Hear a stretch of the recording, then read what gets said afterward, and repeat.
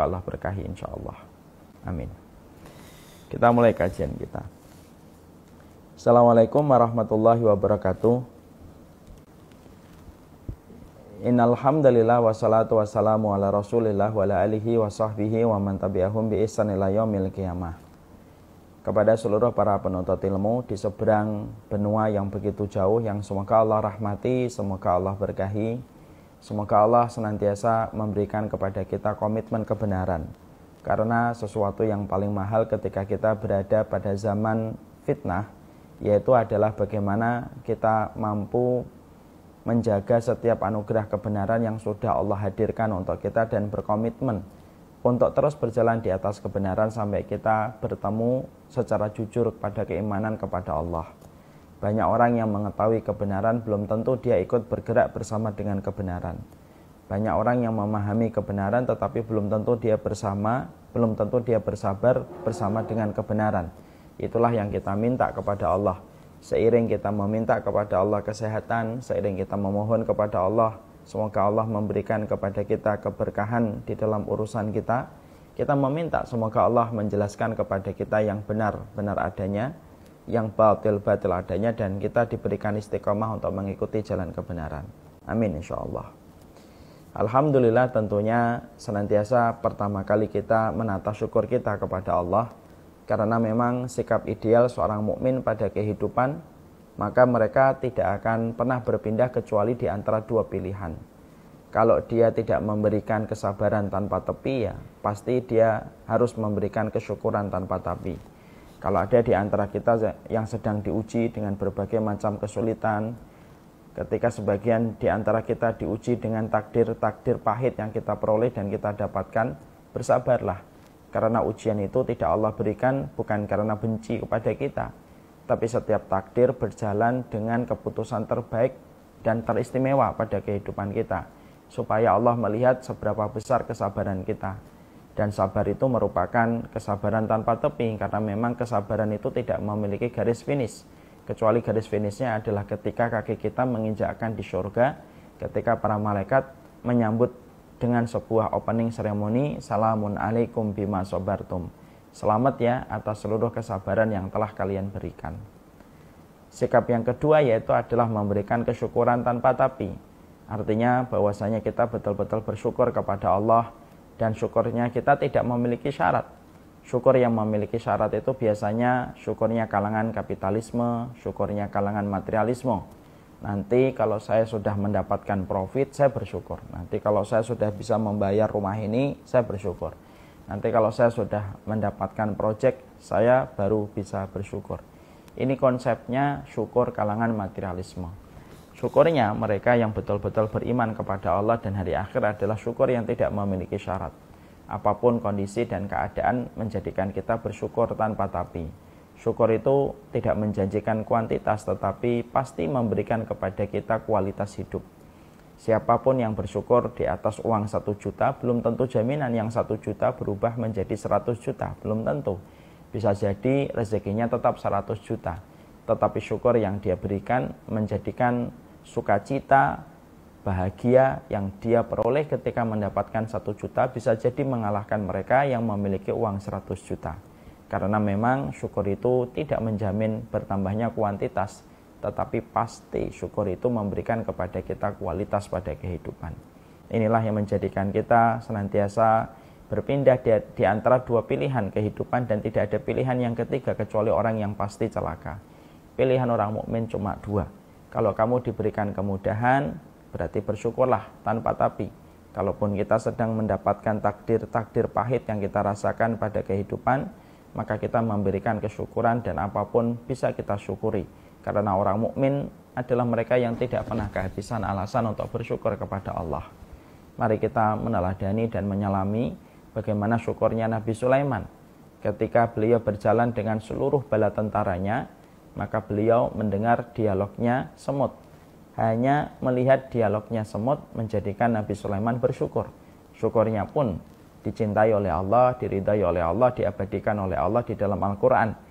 Dan diantarkan doa syukurnya Nabi Sulaiman ribuan tahun yang lalu kepada hati dan pikiran serta gendang telinga kita hari ini pada tahun 2023 menunjukkan orang yang paling Allah senangi salah satunya adalah orang yang mereka bersyukur dan tahu apa cara bersyukur dan mereka tidak pernah kehabisan alasan untuk bersyukur. Makanya doanya Nabi Sulaiman ketika melihat dan mendengar dialognya semut, Rabbi auzi'ni an ashkura ni'mataka allati an'amta alayya wa an a'mala salihan tardah wa aslih li fi dzurriyyati inni tubtu ilaika wa inni minal muslimin. Dan itulah yang sejatinya semoga kita mampu memberikan pada setiap langkah kehidupan kita. Kita pada kesempatan hari ini akan membicarakan tentang Ramadan. Sebelum kita memberikan prolog dan mukadimah pada Ramadan, tentunya ada 1-2 poin yang harus kita sepakati terlebih dahulu. Poin yang kita sepakati yang pertama supaya memudahkan kita nanti sama-sama menyelami materi ini yang menjadi tausiah dan menyentuh hati kita, terutama saya yang menyampaikan. Poin yang pertama yang harus kita sepakati bahwasanya bagi orang yang beriman, Ramadan itu bukan hanya sekedar rutinitas. Tapi bagi orang yang beriman, Ramadan itu merupakan sebuah anugerah besar, di mana tidak ada anugerah waktu yang paling besar yang Allah berikan pada kehidupan seorang mukmin kecuali mereka diberikan anugerah untuk mendapati Ramadan. Ramadan bukan hanya sekedar aktivitas tahunan yang sering berulang seiring dengan ajal ketika kita masih hidup, bukan. Tetapi Ramadan itu adalah anugerah. Kita tentunya paham bahwasanya Ramadan itu merupakan prime time-nya ketaatan manusia kepada Allah. Tidak ada prime time yang paling besar ketika kita melakukan transaksi ketaatan kita dan ibadah kita, kecuali yang paling besar itu dinilai oleh Allah dengan profit akhirat, yaitu surga seluas langit dan bumi, kecuali transaksi ketaatan yang dilakukan di bulan Ramadan. Karena setiap nilai transaksi ketaatan yang lahir pada bulan Ramadan sangatlah besar di sisi Allah, di mana pahalanya Allah rahasiakan untuk kita. Saking besarnya pahala yang menanti kepada mereka yang diterima amal Ramadannya, maka Allah rahasiakan untuk memberi arti kepada kita. Tidak ada satu waktu yang paling beruntung ketika kita berdagang dan berbisnis dengan Allah kecuali di bulan Ramadan.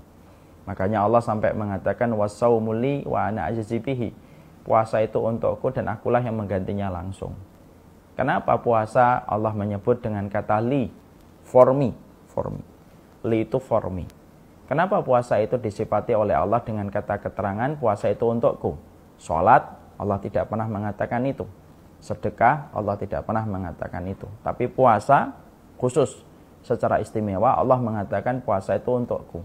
Para ulama mengatakan karena tidak ada satu ibadah di mana melibatkan perasaan manusia untuk langsung merasakan kehadiran Allah kecuali puasa.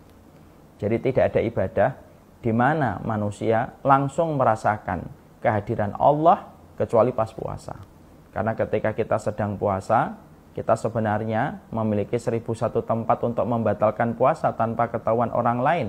Tapi tidak ada satu tempat itu yang kita pergunakan untuk membatalkan puasa. Kenapa? Ya karena kita tahu, kita dilihat langsung oleh Allah.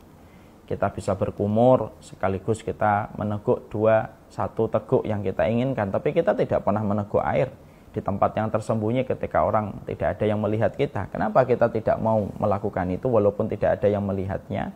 Ya karena orang yang puasa itu merasakan kehadiran Allah secara langsung. Dan itulah yang menjadikan Allah sangat mencintai puasa. Makanya sampai para ulama besar, mereka mengatakan saking cintanya Allah kepada amalan puasa, sampai-sampai nanti ketika manusia dikumpulkan di pengadilan Allah, maka pahala dari amal-amal yang kita lakukan selain puasa itu masih ada kemungkinan dikurangi dan dipakai untuk mengganti kezaliman manusia itu sendiri. Karena manusia ketika hidup, ketika mereka banyak kezaliman, maka salah satu membayar kezaliman itu penebusnya dengan membayar dengan pahala kebaikan yang dia lakukan. Dikurangi dari pahala sedekah, dikurangi dari pahala sholat, dikurangi dari pahala tahajud. Tapi ada satu pahala dari satu amalan yang tidak pernah Allah jadikan menjadi bumper dan pengganti atas kezaliman manusia itu, yaitu pahala Ramadan. Tidak pernah Allah utik-utik pahala Ramadan itu, karena saking Allah mencintai amalan puasa ketika manusia pada saat dia berpuasa merasakan kehadiran Allah secara langsung. Dan itu menjadikan kita semakin paham puasa itu merupakan sebuah anugerah yang sangat luar biasa. Maka yang kedua kesepakatannya adalah ketika kita sepakat bahwasanya Ramadan merupakan sebuah anugerah besar, tentunya kita berada pada dua titik besar yang menjadi perhatian kita. Karena di satu sisi ada ketakwaan yang kita akan peroleh dengan kita diampuni oleh Allah. Di satu sisi ada sebuah kecelakaan. Karena sesungguhnya puasa itu, Ramadan itu menawarkan kepada kita dua perkara. Kamu diampuni oleh Allah dan itu merupakan indikator ketakwaan kita yang diterima di bulan Ramadan. Atau yang kedua, kamu menjadi orang yang celaka di sisi Allah. Karena sesungguhnya ketika ada manusia tidak mampu memaksimalkan untuk menjemput ampunan Allah di bulan Ramadan, maka bukan hanya batal puasanya, bukan hanya puasanya hanya bernilai haus dan dahaga dan lapar, tapi puasanya itu justru menjadikan dia celaka di hadapan Allah. Dan kita bisa membayangkan betapa malunya kita kalau celaka di hadapan Allah. Karena Rasulullah mengatakan, ragima anf man dakhala alaihi Ramadan summa in salakha falam yughfar lahu. Celaka banget itu orang yang mereka diberikan kesempatan Ramadan, tapi sampai Ramadan itu selesai dia tidak diampuni oleh Allah. Itu orang yang luar biasa, celaka. Karena sesungguhnya pada saat Ramadan Allah itu sedang besar-besaran memberikan diskon pengampunan yang tidak pernah Allah semurah itu di dalam memberikan ampunan kecuali di bulan Ramadan. Kok ada manusia yang mereka tidak mampu memaksimalkan untuk menjemput ampunan itu? Maka kata malaikat Jibril yang diaminkan oleh Rasulullah, orang semacam itu celaka. Dan itulah yang kita khawatirkan. Kalau kita tidak menyadari hadis ini, mungkin kita merasa, ya sudahlah, kalau Ramadan tidak diterima ya sudah, nggak dapat apa-apa kecuali lapar dan dahaga. Bukan hanya puasamu memberikan lapar dan dahaga semata, kalau kamu sampai tidak menjemput ampunan itu menjadikan kamu celaka, dan hinanya manusia kalau dia sudah celaka di hadapan Allah. Tapi di sisi yang lainnya kita akan mendapatkan ampunan. Dan kita tentunya paham, kalau kita tidak mampu mendapatkan ampunan di bulan Ramadan, ketika saat surga sedang dibuka, neraka sedang ditutup, setan sedang dibelenggu, terus di bulan mana lagi kita akan mendapatkan ampunan kalau kita di bulan Ramadan pun tidak mampu mendapatkan ampunan dari sisi Allah. Dan itu merupakan teguran untuk kita. Nah, dua perkara ini kita sepakati dulu. Kita sepakat Ramadan itu adalah anugerah, tapi juga kita sepakat bahwasanya Ramadan itu adalah anugerah. Yang kedua, kita sepakat Ramadan menawarkan dua sisi yang sangat ekstrim.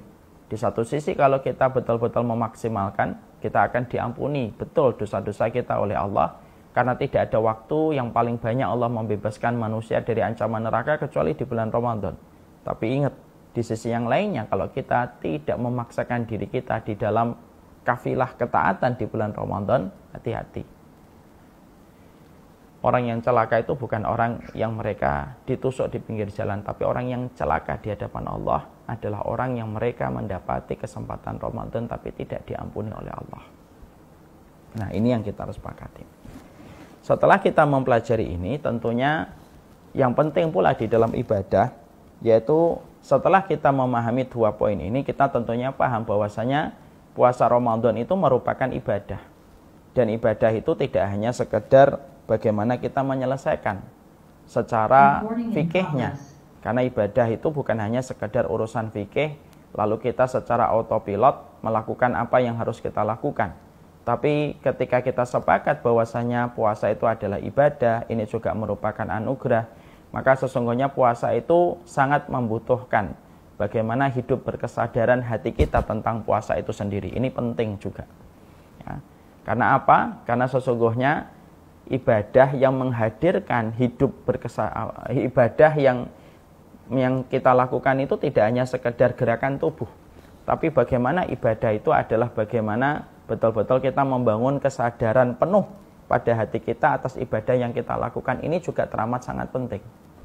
Banyak orang yang hari ini ketika mereka beribadah kepada Allah, ya, sudah selesai layarnya. Banyak orang yang hari ini ketika mereka sedang beribadah kepada Allah, terkadang banyak di antara kita ketika beribadah itu hanya sekedar fisik, tetapi hatinya kosong. Mereka tidak pernah menghadirkan hati yang berkesadaran penuh terhadap ibadah itu. Dan ini merupakan kesalahan. Padahal agama ini merupakan sebuah agama yang sangat menitik beratkan kepada proses berkesadaran hati. di balik setiap ketaatan dan di balik setiap ibadah yang kita lakukan dan kita kerjakan. Ini penting. Makanya maaf ya, saya pernah mendapati sebuah pertanyaan. Ustadz, saya punya teman, saya punya sahabat. Beliau ini orang yang rajin sholat. Tapi kenapa beliau bisa depresi dan bisa pola frustasi pada hidupnya ketika beliau mendapatkan ada satu takdir pahit yang menimpa pada hidupnya beliau. Maka pada saat itu saya berkata, sebenarnya sholatnya tidak salah. Dan dia pun tidak salah di dalam sholat. Tapi ada satu komponen yang mungkin hilang ketika dia melaksanakan sholat. Lalu orang ini bertanya, apa komponen hilang yang dia lakukan Ustadz? Yaitu menghadirkan hati. Menghadirkan bagaimana hati yang berkesadaran penuh terhadap ibadah sholat yang dia lakukan dan dia kerjakan. Ini mungkin yang hilang. Maka ketika ibadah sudah tidak ada lagi komponen hati yang berkesadaran penuh terhadap apa yang dilakukan, maka akhirnya ibadah itu semacam mayat hidup. Mungkin hidup, tapi seakan tidak memiliki nyawa pada apa yang tampaknya bergerak pada tangan dan kakinya. Karena apa? Ya karena pada dasarnya ibadah itu bukan hanya gerakan fisik pada tangan dan bukan hanya gerakan fisik pada kaki. Tapi ibadah itu mengharuskan kita juga menghadirkan hati kita terhadap ibadah itu.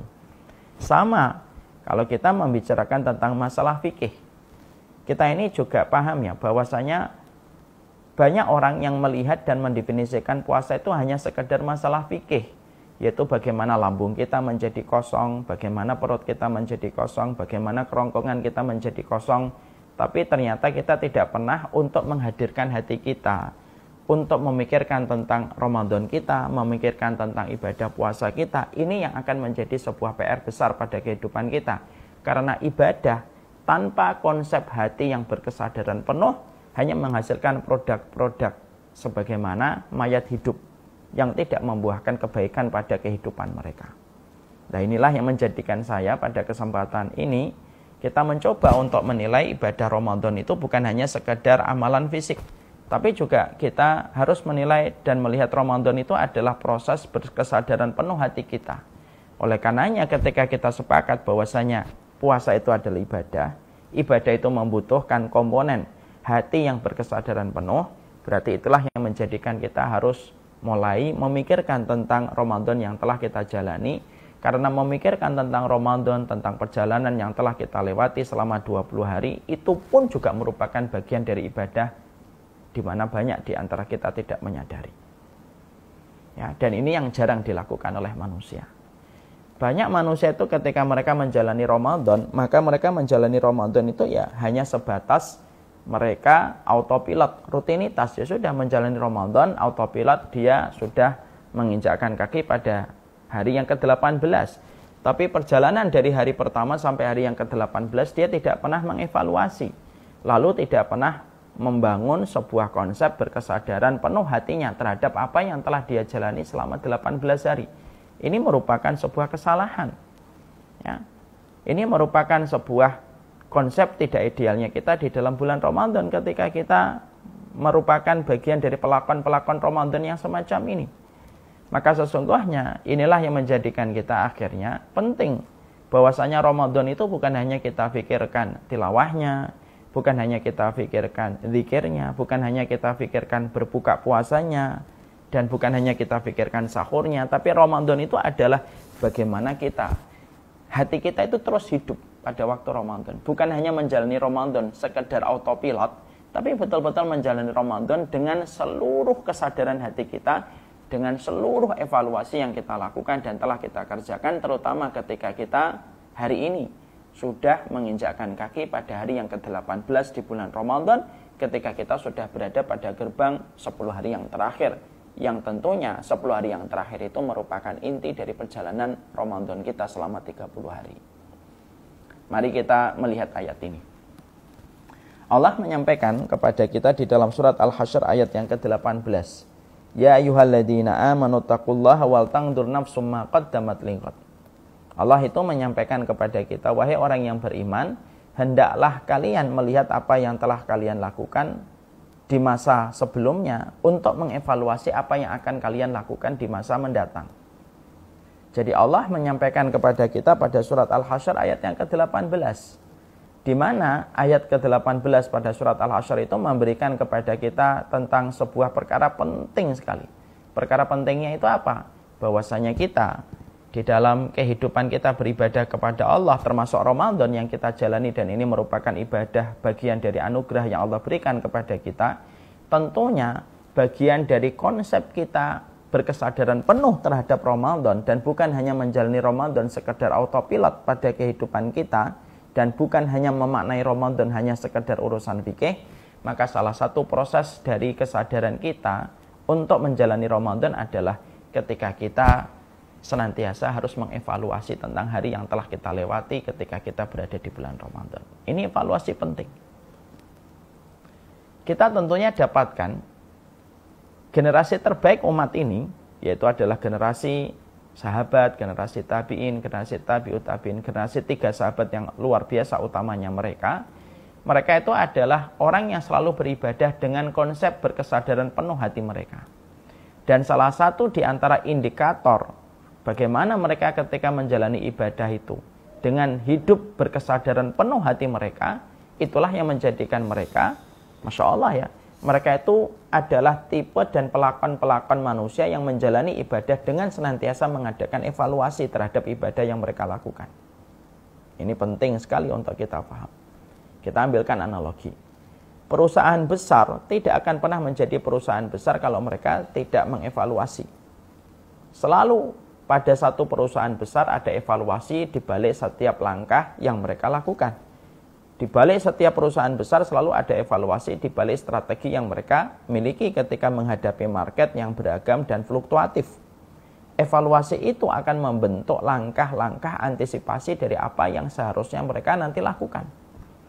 Dan evaluasi itu apa? Supaya menutup langkah-langkah kontraproduktif yang pernah terjadi, supaya tidak terulang langkah-langkah kontraproduktif di dalam bisnis mereka. Itu dalam urusan bisnis. Maka sesungguhnya para ulama terbaik pada umat ini, mereka juga paham betul. Makanya ketika mereka adalah pelakon ibadah dengan konsep berkesadaran penuh, kalau bahasa orang hari ini adalah mindfulness, maka sesungguhnya para ulama terdahulu itu ketika mereka ibadahnya itu mindfulness, berkesadaran penuh terhadap apa yang mereka lakukan ketika mereka sedang beribadah, maka salah satu indikator bagaimana mereka beribadah dengan berkesadaran penuh yaitu adalah ketika mereka senantiasa mengevaluasi terhadap ibadah yang mereka lakukan dan mereka kerjakan. Makanya kita menjumpai, kita mendapati Imam Ahmad. Imam Ahmad itu salah satu tipe ulama besar dari 4 madhab yang sangat terkenal, muridnya Imam Syafi'i. Imam Ahmad itu kalau melakukan satu ibadah, setidaknya ada 3 meeting point beliau mengevaluasi dan muhasabah terhadap ibadah yang beliau lakukan. Jadi misalkan beliau akan melakukan haji atau umroh. Sebelum beliau melaksanakan umroh, maka beliau mengevaluasi dulu. Apakah yang saya lakukan ini karena Allah, ataukah tersisip dan tersusupi dengan niatan yang lain yang datang dari selain Allah ataukah tidak. Maka beliau di situ sudah betul-betul berusaha keras bagaimana beliau bisa menjaga niatnya.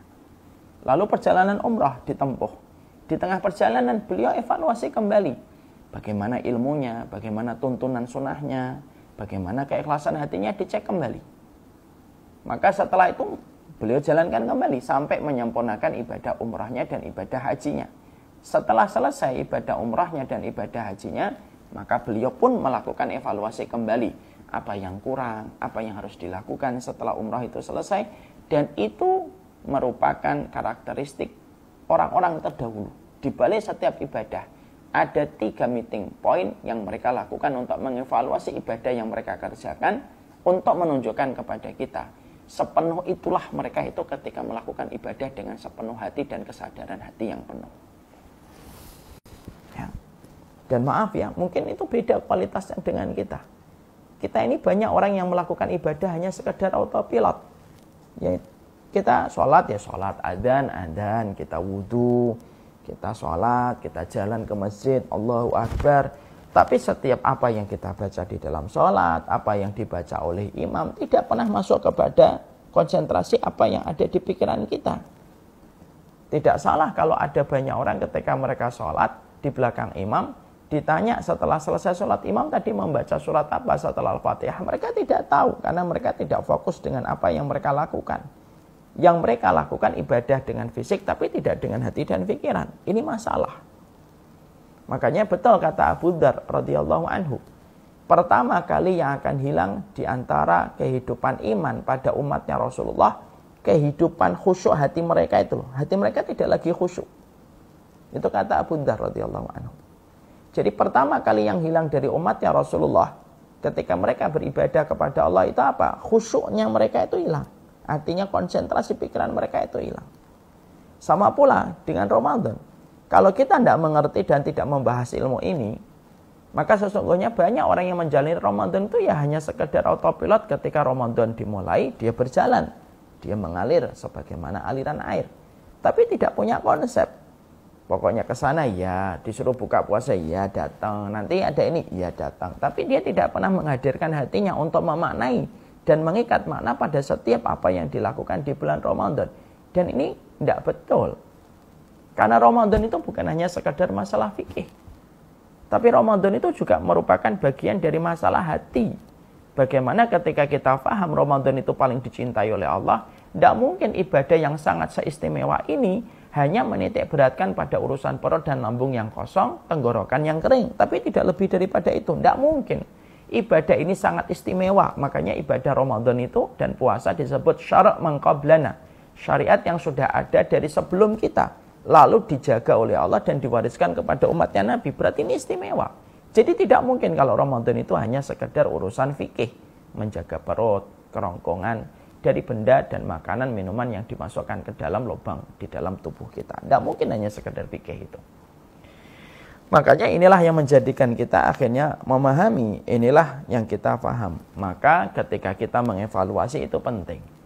Dan kita pada kesempatan hari ini, karena kita akan menghabiskan 10 hari yang kedua, mari bareng-bareng, tak terkecuali bersama dengan saya, kita bareng-bareng yuk kita evaluasi. Apa yang harus kita evaluasi pada perjalanan kita setelah menjalani 20 Ramadan yang tanpa kita sadari waktu itu begitu cepat. Ya Allah, tinggal 10 hari. Dan kita harus bangun dari rutinitas autopilot yang ada pada kita ketika menjalani setiap ibadah. Kalau kita sudah paham prolog ini, oh Masya Allah ya, berarti dibutuhkan yaqdhah. Kalau dalam bahasa ulama para salaf itu yaqdhah. Yaqdhah itu hati yang sadar, pikiran yang terjaga. Maka kita tentunya akhirnya harus mengguncang-guncangkan pikiran kita. Ayo bangun, terjaga, fokus. Kamu ini berada pada sebuah anugerah besar yang Allah berikan kepada dirimu dengan sebuah nama yang bernama Ramadan. Maka ketika kita akhirnya mindfulness, kalau bahasa di dalam sunnahnya itu yaqdhah pada kehidupan kita, maka setidaknya akhirnya ada beberapa hal yang harus kita perhatikan menjadi evaluasi kita. Setidaknya sebelum kita menginjakkan kaki pada 10 hari yang terakhir. Yang pertama, mari kita lihat. Yang pertama adalah seberapa besar kualitas amal kita di bulan Ramadan. Tolong perhatikan di TV ini. Sudah ada, Nak? Yang pertama adalah perhatikan seberapa besar kualitas amal kita di bulan Ramadan. Ini yang menjadi titik evaluasi yang pertama kita. Karena evaluasi kan butuh referensi, butuh narasi untuk menjadikan kita mengevaluasi. Evaluasi yang pertama itu adalah kita ini harus memperhatikan sudah seberapa besar perhatian kita kepada kualitas amal yang kita berikan kepada Allah ketika kita berada di bulan Ramadan. Ini penting. Allah itu tidak meminta yang banyak, tapi Allah itu meminta yang berkualitas. Maka kita patut merenungkan pada poin yang pertama, perkataan indah dari sahabat Ali bin Abi Thalib radhiyallahu anhu. Ketika Ali mengatakan, perhatikanlah kualitas amalmu jauh lebih besar perhatian engkau kepada perkara itu daripada perhatian kamu hanya sekedar menambah kuantitas ibadahmu. Maaf ya, Bapak dan Ibu, keluarga muslim di Britania Raya. Kita tentunya memahami, memaklumi. Kita ini kalau di bulan Ramadan, banyak di antara kita, tidak terkecuali saya. Kita ini banyak memasang target.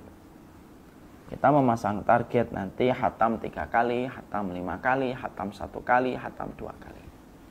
Memasang target dan menetapkan target pada Ramadan itu bukan sesuatu yang salah, itu sesuatu yang bagus. Tapi kalau perhatian kita kepada target, tapi melupakan bagaimana kualitas dari setiap ibadah yang telah kita lakukan dan kita kerjakan, ini yang salah. Karena apa? Karena sesungguhnya, kata Ali, perhatikanlah, bagaimana amal yang kamu lakukan itu berkualitas, itu jauh lebih penting daripada sekedar menambah kuantitas ibadah. Karena Allah tidak meminta kecuali yang paling berkualitas. Paham? Ada satu analogi yang sederhana untuk menyadarkan kita. Nike tidak akan pernah berubah menjadi merek terkenal Nike, kecuali karena ketatnya quality control sebelum dia melemparkan satu produk ke pasaran. Makanya Nike kalau ada satu yang cacat, mereka rela membuang. Nggak apa-apa ongkos produksinya jadi berkurang, profitnya ketika ada yang cacat dibuang. Daripada mereka mempertaruhkan kualitas nama mereka ketika customer akan mendapatkan cacat pada produk yang mereka dapatkan.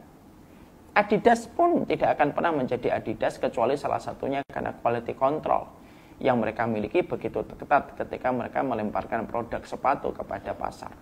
Louis Vuitton, bahkan mobil Ferrari, dan sederet merek terkenal yang ada yang kita kenal, sejatinya tidak akan pernah menjadi merek dan merek branded yang terkenal, yang orang rela merogoh koceknya lebih dalam untuk mendapatkan, kecuali karena kualitas mereka yang terjaga. Maka maaf ya, kalaulah Nike dan Adidas bisa memberikan kepada kita tentang quality control dan quality product di setiap apa yang mereka lemparkan ke pasaran dan market, kita ini harusnya adalah kaum yang lebih paham bahwasanya Allah itu hanya menerima yang betul-betul berkualitas. Makanya ketika kita sudah berada di hari yang ke-18, hari bulan Ramadan, yang tentunya bukan yang kita pikirkan hanya semata-mata targetnya. Nggak apa-apa mikir target, oh saya ternyata belum khatam nih, sudah tanggal 18 menuju 19. Nggak apa-apa kita memikirkan target. Tapi yang terpenting juga adalah bagaimana kita memikirkan kualitas amal kita ini bagaimana. Tidak setiap orang yang menanam padi mereka panen. Tidak setiap orang yang merintis bisnis sukses. Tidak setiap bawahan ketika memberikan laporan kepada atasan diterima sama atasan. Itu kan hal yang sudah logik banget di pikiran kita kan. Maka sama, tidak setiap orang yang beramal di bulan Ramadan itu dapat diterima oleh Allah sampai dia berkualitas. Makanya ada sebuah kisah seorang ulama, dia penjual kain. Ketika kainnya ditawar sama seorang konsumen, ternyata pada kain itu ada aibnya, ada cacatnya, dikembalikan sama pembelinya. Lalu sang ulama yang menjadi saudagar kain itu nangis. Lalu ditanya sama konsumennya, apa yang menjadikan kamu nangis? Apakah kamu sedih karena saya mengembalikan produk yang ada cacatnya? Ulama ini seorang saudagar kaya, tapi juga seorang ulama, dia berkata, apakah kamu menyangka tangisanku disebabkan karena kain yang kamu kembalikan? Bukan. Tapi ketika kamu mengembalikan kain ini mengingatkan saya, bagaimana nanti kalau kita di pengadilan Allah dan ternyata amal kita dikembalikan oleh Allah karena tidak sesuai dengan standar yang Allah tetapkan di dalam kita beribadah kepadanya. Nah, ini kan menjadi perenungan untuk kita. Makanya sekali lagi mari kita renungkan sembari kita buka pikiran kita. Coba dengarkan pelan-pelan perkataan Ali. Kunu liqabulil amali asyaddu ihtimaman minal amal. Jadilah kalian orang yang memperhatikan kualitas amal kalian. Itu jauh lebih kalian perhatikan quality controlnya amal kalian itu daripada kalian menambah target-target yang kalian ingin tambahkan. Nah, ini teguran untuk saya, untuk kita semuanya. Makanya ketika kita mengevaluasi perjalanan 20 Ramadan yang telah kita lewati, salah satunya adalah janganlah kita menginjakkan waktu kita pada 10 hari yang terakhir nanti di bulan Ramadan, kecuali perbanyaklah proposal, berdoa kepada Allah supaya amal yang telah kita lakukan selama 20 hari diterima sama Allah dengan penerimaan pada keridhaan dan rahmatnya. Ya, kita membujuk, kita memelas, kita minta dikasihani sama Allah sebagaimana Nabi Ibrahim meminta dikasihani oleh Allah ketika habis membangun Ka'bah. Makanya Nabi Ibrahim ketika membangun Ka'bah, beliau mengkuatkan apa yang telah beliau lakukan dengan berdoa, Rabbana taqabbal minna innaka antas samiul alim. Ya Allah, terimalah apa yang telah kami lakukan, sesungguhnya Engkau adalah Maha mendengar lagi Maha mengetahui. Lah inilah yang kita lakukan.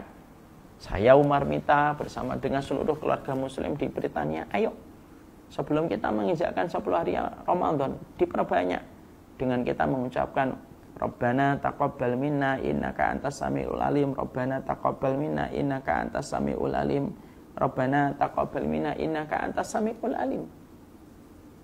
Dengan kita betul-betul memelas kepada Allah, ya Allah terimalah amal perbuatan yang telah kami lakukan di bulan Ramadan.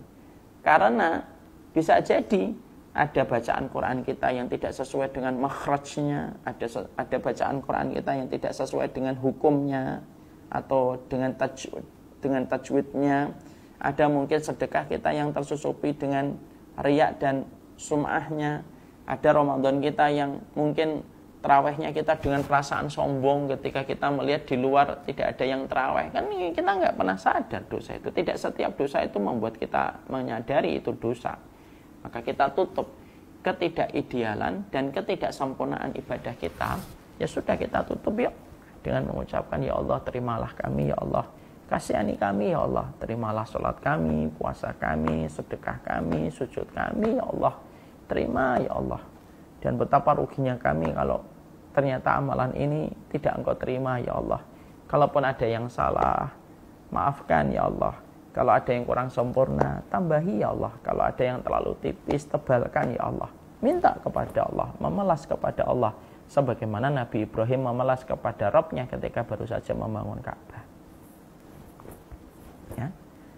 Kapan kita mengucapkan doa itu, Ustaz? Kapan saja. Terutama ketika habis berbuka, ketika akan menjelang tidur, untuk mengembalikan energi kita sebelum kita melanjutkan perjalanan panjang kita di dalam taat. Ya. Rabbana taqabbal minna innaka antas samiul alim. Kita tidak tahu apakah 20 hari pertama mana yang diterima oleh Allah. Kan kita tidak tahu. Justru karena kita tidak tahu, kita banyak berdoa. Dan itulah poin pertama, mengevaluasi. 20 hari pertama pada Ramadan dievaluasi dengan kita menyadari betapa pentingnya menjaga kualitas amal kita, dan salah satu di antara penjaga atas amal kita yaitu adalah dengan kita berdoa sebagaimana doa yang dicontohkan oleh Nabi Ibrahim selepas beliau membangun Ka'bah. Ya. Ayo bareng-bareng yuk dalam hati kita. Rabbana taqabbal minna innaka antas samiul alim.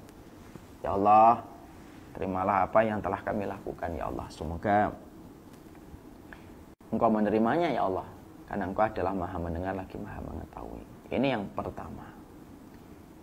Yang kedua, yang menjadi evaluasi untuk kita pada perjalanan 20 hari Ramadan yang telah kita lewati, mari kita menjawab pertanyaan ini secara sederhana. Coba lihat di dalam televisi.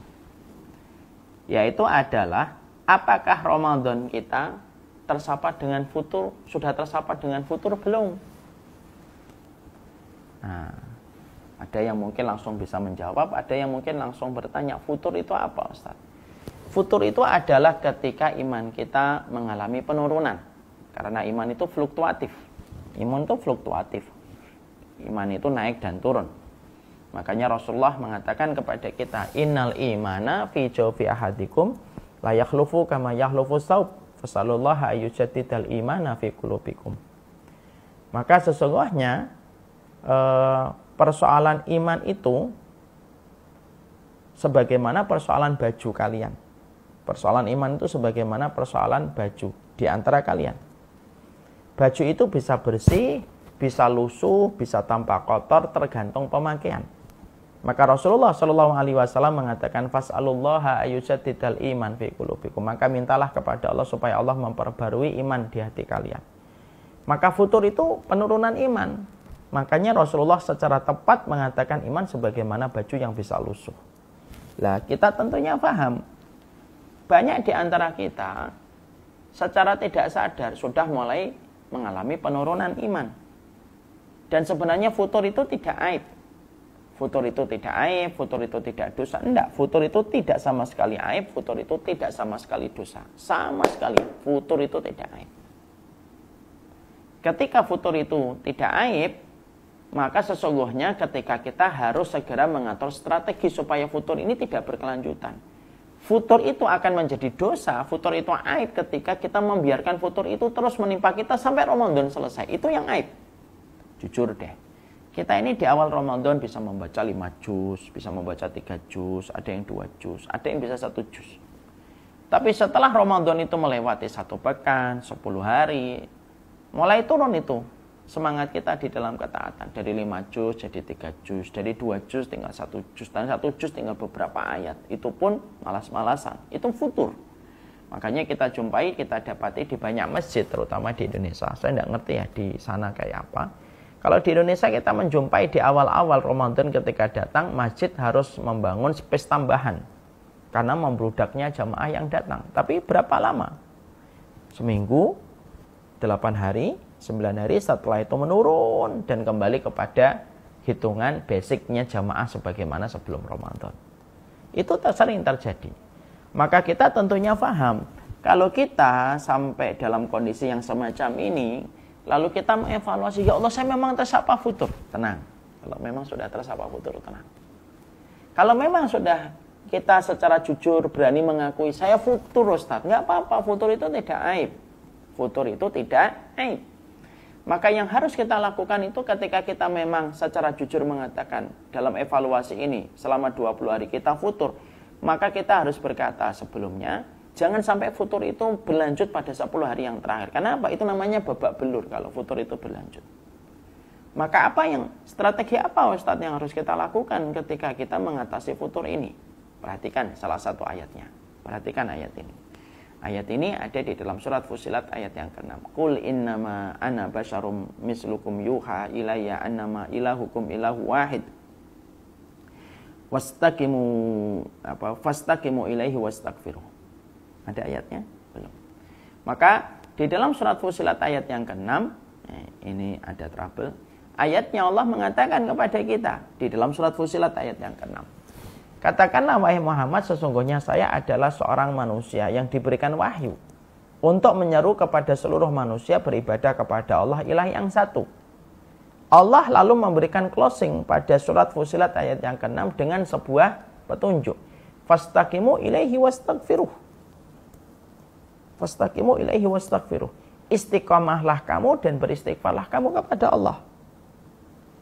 Allah tidak menggandingkan perintah istiqomah dengan sholat.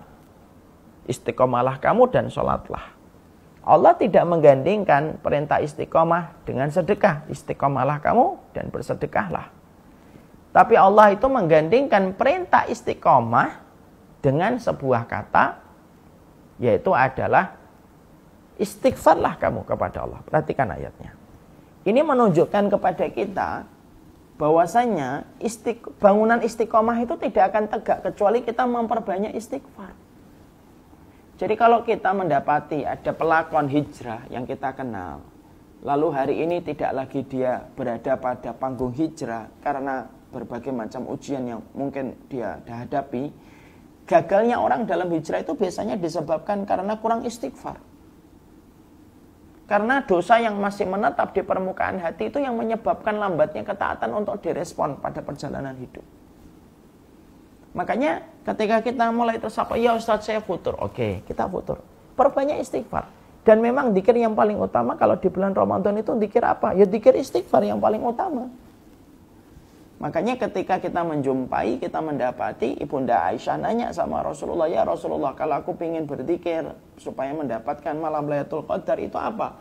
Rasulullah mengatakan, semua dari kita insya Allah hafal. Yaitu Allahumma innaka afuun tuhibbul afwa fa'fu anni. Ya Allah, innaka afuun, sesungguhnya Engkau Maha Pengampun, tuhibbul afwa, mencintai permohonan ampun, fa'fu anni, maka maafkanlah kami. Maka itu pula yang kita harus lakukan. Kalau kita tersapa dengan futur, jujur aja, saya futur Ustaz. Oke, kita futur. Udah perbanyak aja. Allahumma innaka afuun tuhibbul afwa fa'fu anni. Saya jujur, saya beberapa waktu sempat futur, 1 hari, 2 hari, sempat futur. Kalau kita futur ketika tilawah begitu berat, ketika ibadah lalu menjadi sulit kita lakukan tidak sebagaimana hari pertama, sudah digenjot aja dengan Allahumma innaka afuwun tuhibbul afwa fa'fu anni, Allahumma innaka afuwun tuhibbul afwa fa'fu anni, Allahumma innaka afuwun tuhibbul afwa fa'fu anni, Allahumma innaka afuwun tuhibbul afwa fa'fu anni. Itu aja yang kita ucapkan. Kenapa? Istighfar itu merupakan yang menjadikan istiqomah tegak kembali. Lalu berikutnya apa? Lalu berikutnya adalah ya jangan nego dengan pikiran. Kalau orang futur tuh seorang nego pikirannya, sudahlah nanti aja. Oh ya udahlah, targetnya tidak jadi 5 juz deh, saya kurangi 3 juz. Jangan dinego pikiran kita. Dan kalau futur harus dipaksa. Kenapa? Futur itu penyakit. Penyakit itu biasanya apa? Orang tidak mau makan, tidak mau minum. Nah kalau kita turutin orang yang sakit tidak mau makan, tidak mau minum, metabolisme tubuhnya semakin ngedrop dan recovery-nya semakin lambat. Maka ketika kita sepakat bahwasanya futur itu adalah penyakit, ya harus dipaksa. Karena ibadah itu ada 4 alurnya. Dipaksa menjadi dipaksakan menjadi kebiasaan, menjadi kebutuhan, lalu lahirlah sebuah kenikmatan. Tapi pertama itu harus dipaksa. Mungkin ada yang ngomong, Ustadz dipaksa itu kan jadi tidak ikhlas. Salah. Kalau maksa karena Allah itu tetap ikhlas. Yang tidak ikhlas itu kalau maksa karena mertua, itu tidak ikhlas. Tapi kalau memaksanya karena Allah itu, maka sesungguhnya itu adalah hal yang lumrah. Ya, maka itu yang kita lakukan. Jadi kalau kita jujur, saya futur Ustaz, udah lemes, udah pengen cepat selesai aja, udah istighfar itu istighfar. Saya udah lemes Ustaz, dalam ketaatan ini istighfar, dipaksa, jangan nego dengan pikiran, malu sama Allah. Maka itu semoga bisa membangkitkan kembali tegaknya istiqamah kita di dalam merasakan anugerah Ramadan. Futur itu tidak aib. Yang aib itu kalau engkau, saya futur, lalu kita biarkan futur itu sampai Ramadan itu selesai. Itu baru aib. Itu meeting point evaluasi kita yang kedua. Meeting point yang ketiga evaluasi kita adalah ketika kita sudah berada di penghujung hari ke-10 yang kedua atau 20 hari pertama, maka salah satu yang harus betul-betul kita hadirkan adalah kita harus paham seluruh perlombaan itu tergantung bagaimana putaran terakhirnya. F1, Grand Prix, pacuan kuda, tidak penting kamu mobilnya, motornya, dan kudanya berada di mana pada putaran yang pertama. Yang terpenting itu adalah kamu, mobilnya, dan motornya, dan kudanya di mana pada putaran yang terakhir sebelum menginjak garis finish. Itu yang dinamakan perlombaan. Sama pula kita tentunya pada poin yang ketiga ini harus mengingat kepada sebuah hadis indah dari Rasulullah SAW. Innamal a'malu bi khawatimiha. Seluruh amal itu tergantung penutupnya. Seluruh amal itu tergantung penutupnya. Ketika kita mengetahui bahwasanya seluruh amal itu tergantung penutupnya, maka mari, kalaupun kita sempat tersapa futur pada hari yang ke-12 sampai hari yang ke-15 kita futur. Ada yang mungkin hari ke-9 sampai hari ke-15 dia futur. Apapun itu futur, kalau kemarin kita sudah melewatinya, dan sebenarnya itu fitrah, yang tidak fitrah itu kalau membiarkannya, maka setidaknya jangan futur pada 10 hari yang terakhir. Kenapa? Karena amal itu tergantung penutupnya, sebagaimana kata Rasulullah. Innamal a'malu bi khawatimiha. Seluruh amal itu tergantung penutupnya. Maka itu yang harus senantiasa kita harus sadarkan pada diri kita. Berarti betul-betul kita harus memahami tentang ini. Jadi betul kita ini harus betul-betul memberikan ekstra perhatian kita pada putaran yang terakhir. Kenapa? Putaran terakhir itu sangat mempengaruhi bagaimana ibadah Ramadan kita. Kita ngomong sama diri kita, berdialog. Salah satu hal yang baik itu self love gitu untuk diri kita itu apa? Ya, dialog aja sama diri kita.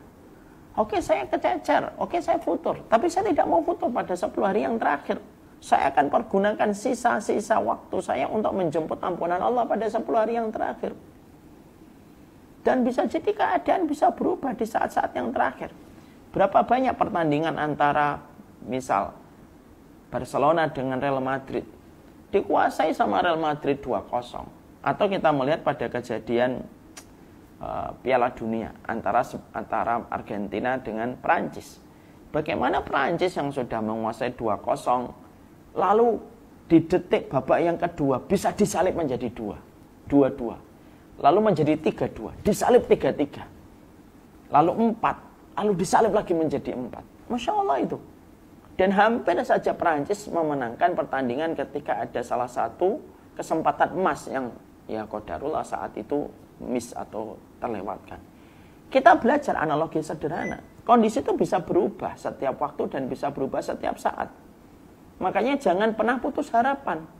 Kalaupun kemarin kita tidak maksimal ketika pada waktu 10 hari yang pertama, ya kita maksimallah 10 hari yang terakhir ini. Kenapa? Bisa jadi 10 hari yang terakhir ini akan menutupi tercacarnya kita pada 20 hari yang pertama. Hadirkan narasi. Seluruh amal tergantung penutupnya. Itu yang ketiga. Yang keempat, yang kita harus pahami, tolong dibaca mari kita lihat. Yang keempat adalah ketika satu pintu tertutup, maka kita harus membuka pintu lain. Ya, membuka pintu lain yang terbuka. Artinya begini, kalau ada di antara kita menyadari, 20 hari pertama dan 10 hari terakhir nanti ada satu amal yang saya miss, saya kelewatan. Contohnya saya nggak bisa iktikaf karena ternyata saya tidak mendapatkan cuti. Ini misal. Maka jangan hanya menyesali dan menggigit jari. Maka yang kita lakukan itu apa? Segera berbenah, jangan terpuruk. Ketika kita ternyata mengajukan cutinya kita gagal, jangan terpuruk. Yang kita lakukan apa? Buka pintu yang lainnya. Apa itu? Ya sudah, sisihkan hartamu, kamu biayai orang yang itikaf. Orang yang membiayai orang yang itikaf, insya Allah mendapatkan pahala orang yang itikaf. Kalau kita merasa, contohnya, saya ngerasa, ya Allah sempat futur, ya Allah, saya futur kemarin seminggu. Ya sudah, cara untuk menutupi itu apa? Ya sudah, kita berikan makanan berbuka. Kalau kita hitung-hitungan ya, kemarin saya futurnya 7 hari, ya udah saya akan memberikan makanan berbuka 7 orang untuk mendapatkan pahala puasanya 7 orang itu untuk menggantikan 7 hari saya yang futur. Itu namanya smart, itu namanya kita cerdas sebagai ulul albab ketika beribadah kepada Allah. Satu pintu yang tertutup kepada kita, jangan fokus kepada apa yang tertutup, karena pasti Allah memberikan kepada kita pengganti. Ada seorang laki-laki pernah tanya sama saya nggak bisa itikaf, Ustaz, sedih. Kenapa, Pak? Saya mengajukan cuti ditolak. Ya, tidak apa-apa kalau Bapak mengajukan cuti tertolak. Tidak apa-apa. Karena memang itu juga merupakan pekerjaan Bapak. Dan Bapak mencari rezeki yang halal. Dan itu juga hukumnya wajib. Nah terus gimana saya nggak bisa itikaf, Ustaz? Bapak potong rezeki yang Bapak dapatkan pada 10 hari yang terakhir itu. Bapak datangi masjid. Yang di situ menyediakan program-program itikaf. Bapak kasih itu, orang yang itikaf Bapak biayai selama 10 hari tanpa mereka bayar. Karena banyak saudara-saudara kita yang mereka pengen itikaf, terkadang mereka tidak bisa membayar akomodasi ke pihak masjid. Karena keterbatasan uang mereka. Bapak yang membiayai itu. Lalu Bapak ngomong kepada pihak masjid, ini kalau ada orang yang itikaf, 100 orang, tidak usah dikenakan biaya, biayanya dari saya, makan berbukanya dan makan sahurnya dan biaya air dan listrik selama 10 hari. Itu bisa. Jadi itu yang namanya bahwasanya kehidupan kita itu selalu memiliki alasan untuk terus mencari. Orang yang menginginkan sesuatu tentunya adalah orang yang tidak pernah putus asa terhadap satu pintu yang tertutup. Orang kalau jatuh cinta, itu gimana caranya dia bisa mendapatkan perjumpaan dengan orang yang dia cintai, kan begitu. Maka sesungguhnya itu yang kita harus pahami. Maka inilah yang menjadikan kita harus mengerti tentang masalah ini. Kemudian yang terakhir. Yang terakhir apa di situ, Nak? Maka yang penting juga apa? Iya. Yang terakhir adalah bahwasanya puasa tidak hanya apa? Yang terakhir itu adalah puasa itu tidak hanya urusan perut yang kosong. Tapi bahwasanya di dalam kita menjalani Ramadan itu adalah hati yang terjaga. Berarti salah satu di antara evaluasi yang kita lakukan ketika kita berada pada meeting point evaluasi kita yang kelima, yaitu adalah memastikan bahwasanya ketika kita menjalani Ramadan ini, Harus betul-betul melihat hati kita. Hati kita hasad nggak pas Ramadan? Hati kita ini pernah membicarakan seseorang nggak ketika di bulan Ramadan? Karena apa? Banyak orang yang menjalani Ramadan tetapi hatinya berantakan. Melihat Instagram, timbul penyakit hatinya.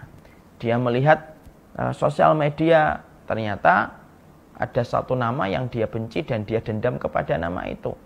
Ketika pada waktu bulan Ramadan, ternyata serakahnya kepada dunia lebih besar daripada bulan-bulan yang lainnya karena dia mendapatkan profit yang biasanya besar ketika di bulan Ramadan. Ini masalah hati. Maka Ramadan itu bukan hanya sekedar menjaga perut, tapi terjaganya hati. Dan kalau kita menyadari, ya Allah 20 hari ini saya hasad enggak ya? Saya tambah serakah enggak sama dunia? Karena mohon maaf ya, kita tidak menafikan dan tidak mengingkari bahwasanya pada saat Ramadan itu transaksi ekonomi itu berputarnya kayak gangsingan. Mendapatkan karunia di bulan Ramadan tidak salah. Saya ulang kembali. Mendapatkan transaksi di bulan Ramadan itu dan mendapatkan profit di bulan Ramadan tidak salah. Tapi kegembiraan kita kepada profit itu lebih besar daripada kegembiraan kita ketika menyambut ampunan Allah. Nah, itu yang bermasalah. Maka kita evaluasi hati kita. Masya Allah, kita evaluasi hati kita. Jangan-jangan ketika Ramadan kita lalai hati kita. Inilah 5 poin yang kita harus mengerti. Memastikan kualitas amal yang kita lakukan di bulan Ramadan. Apakah kita tersapa dengan futur? Bagaimana kita ketika pas Ramadan ada satu pintu yang tertutup, bagaimana kita membuka pintu yang lainnya? Bahwasanya Ramadan bukan hanya sekedar urusan perut, tapi bagaimana kita mengevaluasi dosa-dosa hati yang tidak kita sadari ketika Ramadan. Jangan hanya melihat Ramadan dari sisi fikih, tapi Ramadan juga dari sisi komitmen menjaga hati dalam tazkiyatun nafas.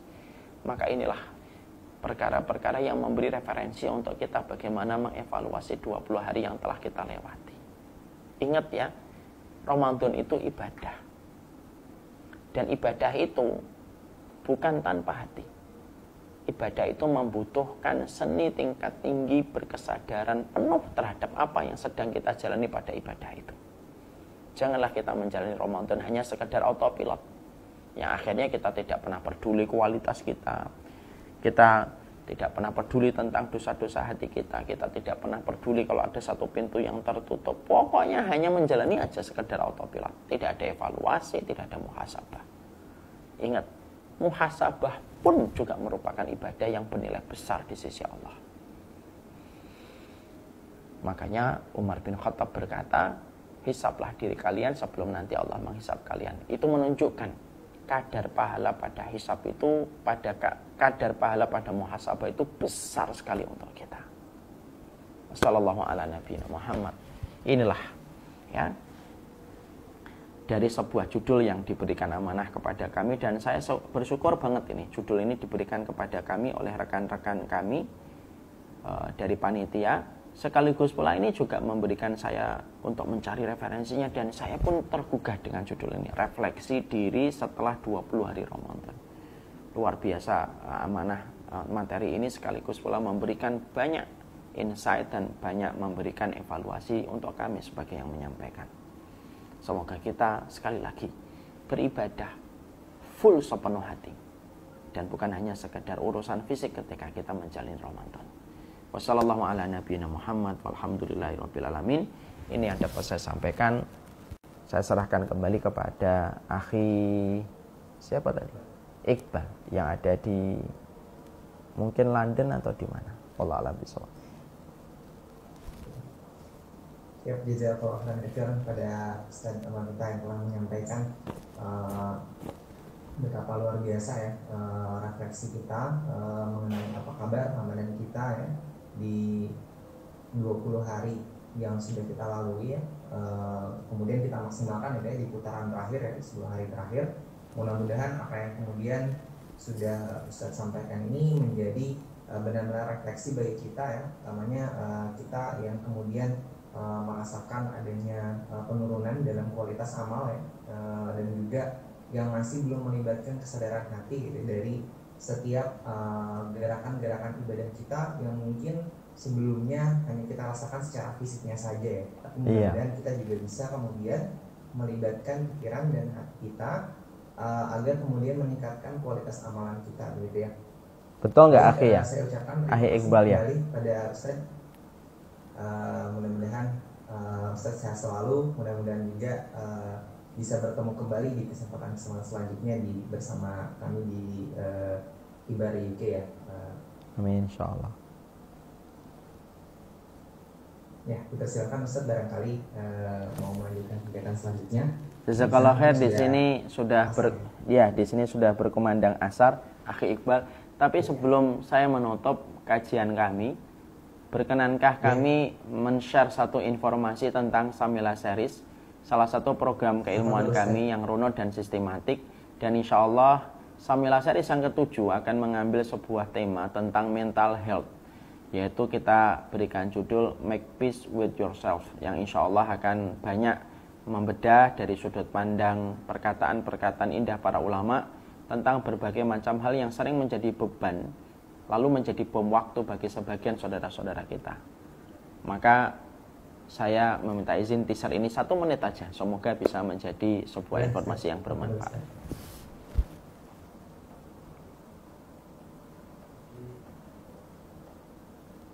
Halo, nama saya Wulan. Sudah hampir 2 dekade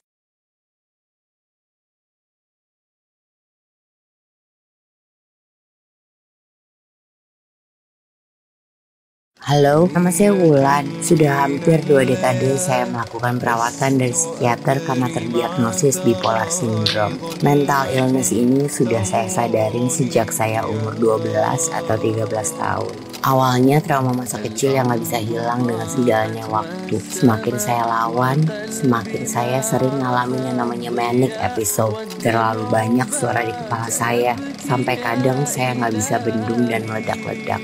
Sehari-hari saya normal kayak orang biasa, tapi saya selalu ngerasa selalu berlebihan dalam merasakan apapun yang terjadi. Saat happy, saya happy banget. Saat sedih, saya akan merasa terpuruk. Terlebih saat saya marah, saya mungkin bisa gak terkendali. Ibu saya selalu bilang, mungkin karena kamu kurang deket sama Tuhan. Oke, saya terima karena di zaman mereka mungkin gak ada orang yang mau ngakuin mereka punya this kind of illness. Titik terendah yang pernah saya alami di saat ngalamin manic episode adalah di saat saya mau lompat dari atas gedung karena udah gak tahan dengan banyak suara yang ada di kepala saya. Saat ini saya sudah di tahap I'm in peace with myself, I forgive myself, mendekatkan diri ke Tuhan yang jelas, and ask for help kalau udah mulai gak bisa terkendali. Jadi jalani setiap hari dengan 1 langkah kecil. Buat orang lain mungkin kecil, tapi buat kita yang menderita mental illness itu gak kecil sama sekali.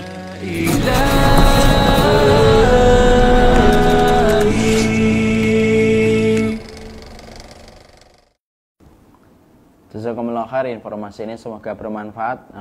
Kalaulah mungkin komunitas Britania Raya pengen men-share dan pengen membagikan teaser ini kepada yang lain, alhamdulillah sekali. Dan bagi yang pengen mendaftar, mungkin bisa ngeklik linknya atau melalui nomor WhatsApp 0857 751 50057. Hari ini sudah hampir 3.000 lebih yang mendaftar. Semoga kita bareng-bareng menjadi bagian dari kerumunan besar para penuntut ilmu. Jazakumullah khair. Salam dari kami.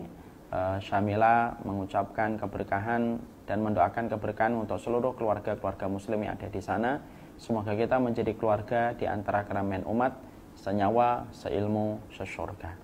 Saya pamit undur diri. Subhanakallahumma wa bihamdika asyhadu an la ilaha illa anta astaghfiruka wa atubu ilaik. Assalamualaikum warahmatullahi wabarakatuh. Waalaikumsalam.